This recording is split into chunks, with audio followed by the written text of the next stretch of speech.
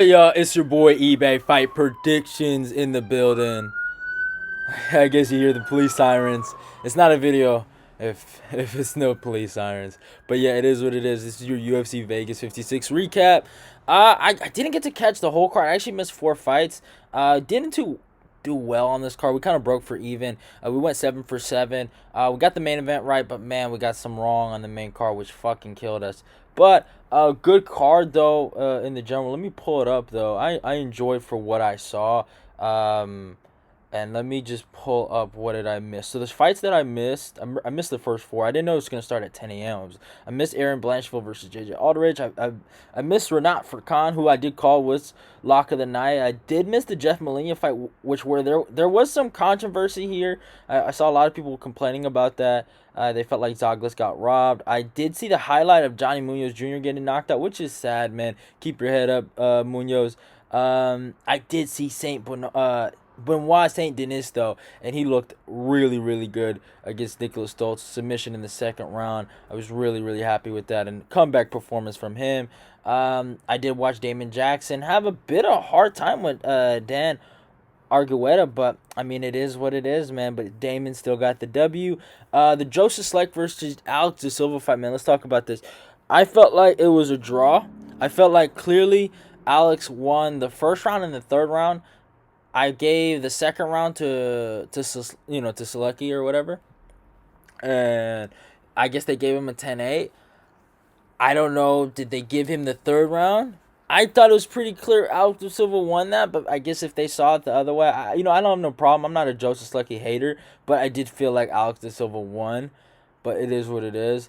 And then, oh yeah, Carolina Kovacic got right back in the one column, submitting Felice Herring, which I don't think is that impressive. But it's crazy how, like, because I remember watching the first fight, right? How similar both fights were. It's just this one she actually finished her. So happy Carolina got a W.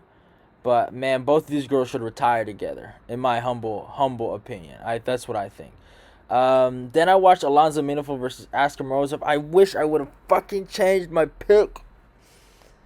Wish I would have done that. After I saw this guy was getting exposed for a fake record. Now he's 19-13. They should fucking cut him. Alonzo Menifil did his job. Good for him. And fucking destroyed him. Good job. But yeah, Odie Osborne fucking murked Zaruk Adashev. That was nuts, man. Yeah, Odie fucking murdered him. Actually, I think I still have I have the picture actually on my thumbnail, probably in the video right now. And sorry guys, I'm not going live for the recap, by the way, if you didn't notice. I just don't feel like it. Pretty tired right now, but be happy I'm doing a recap in general. Just you know what I'm saying. But yeah, man, Odie fucking murdered him. Then yeah, man, Karine Silva fucking submitted Poliana Boatella with I felt like she knocked her down, then got the Darce choke and got her the fuck out of there. So yeah, and then let's talk about Mike Trezone, man, versus Lucas Almeida, man. Really good banger fight. Sad my boy Mike Trezone lost, got knocked out. It was a weird finish, but man, he did really well in the first round. He caught him, and then he got caught the next 2 rounds. And yeah, it's how you play sometimes, man. It's an unfair game, but yeah, man, it's just not cool. But hey, it is what it is. Trezone lost. Then in the co-main event, my guy Dan Ige, man, I don't know what happened to him.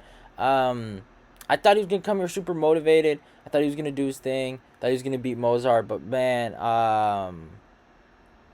that was a bad look for him, bro. That was a real bad look for Dan, man. He lost every single round. I thought he was doing really good until he got caught with the knee, and I think that just messed up his whole entire flow. And yeah, I still feel like it's fuck Movsar Evloev, and Topuria will murder him, but still, Movsar, he's kind of good at fighting.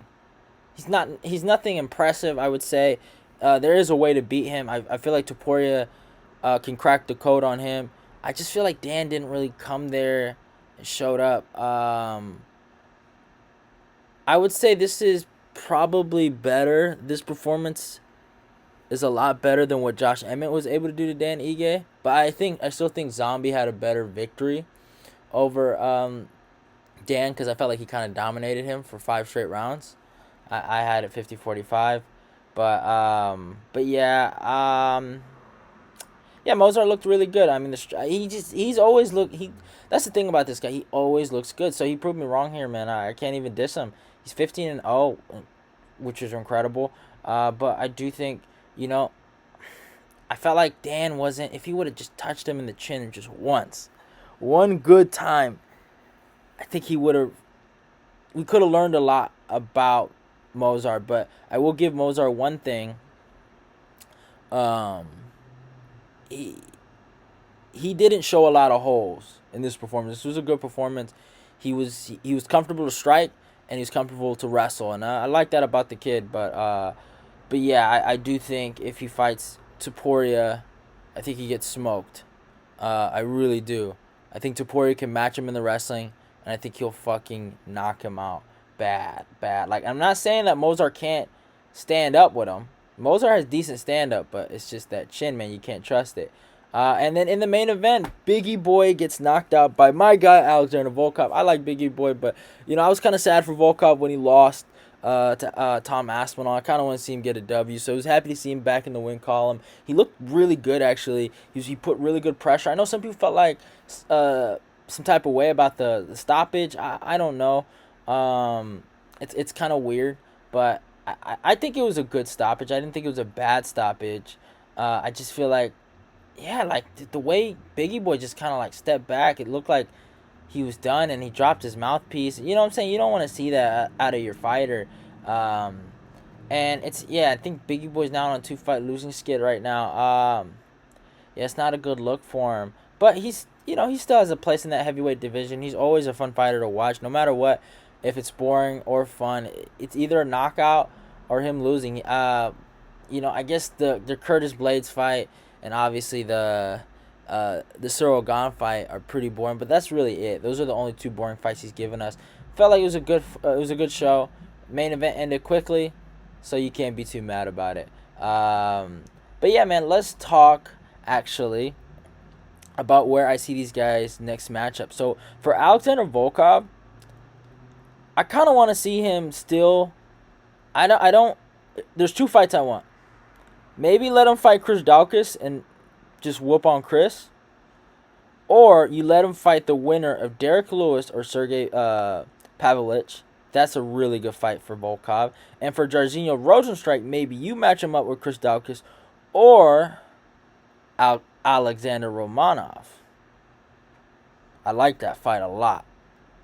If he wants to do it, I feel like Jairzinho's in a good spot to kind of like ask for what fight he wants. You know what I'm saying? Like he's done enough for the UFC. He main events basically every fight card for him. So might as well. And then in the co-main event, Dan Ige, man. Okay, so I would like him to fight. Man, he's in a tough spot, man. What was he ranked? Let me look at his ranking. Dan was ranked number 10, man. He was ranked really high. Oh man, Sadiq Youssef. I like that fight a lot for him. Maybe the winner of Shane Burgos or Charles Jourdain. I love that fight. I think Shane beats Dan, with all due respect. And then Movsar. I like the Bryce Mitchell fight a lot, man. I love the Bryce Mitchell fight a lot. Or what you can do, you want to set up some story going into the Ilia Topuria fight. Because I feel like Ilia's going to fight Edson Barboza. I really do feel like that. So I feel like Ilia's going to fight Edson. Maybe you do, hear me out, Movsar versus Giga Chikadze, because Giga and Ilia, they're fucking Georgian brothers, right? They're pretty close. You have Movsar beat one Georgian so he can get to the super Georgian. And Ilia Topuria, you can set it up like that. Like, I'm killing all your people, boy. I'm killing all the people, man. And you can set up the storyline like that. That would be really dope. But yeah, man, I think, honestly, man, fucking Movsar and Topuria is a fight to make, man. That fight has so much steam behind it now, more than it did when they were supposed to fight at UFC 270, man. I really want to see that fight. But yeah, man, Dan Ige versus Sadiq Youssef or Shane Burgos, Jourdain winner. And Movsar, Bryce Mitchell or Giga. I like that fight a lot for him. Or shit, if Arnold Allen wants to smoke, he can get it too. But yeah, I hope you guys enjoyed the recap.